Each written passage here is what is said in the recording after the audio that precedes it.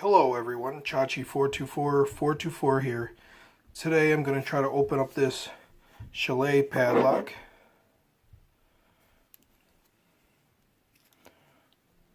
Here's the keyway. I'm going to go with bottom of the keyway tension. And I'll use a short hook. We'll see if we have any luck opening it up.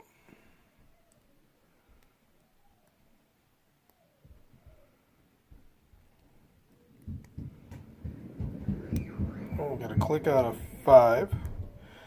That felt like 4.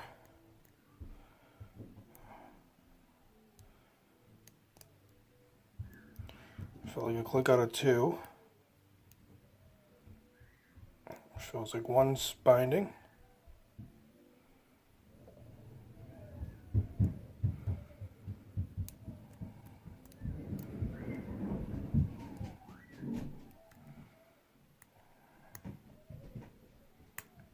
And there we go, it was left on 3, and we opened it up.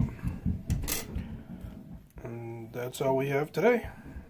Everyone have a great day, stay safe, and enjoy the holidays.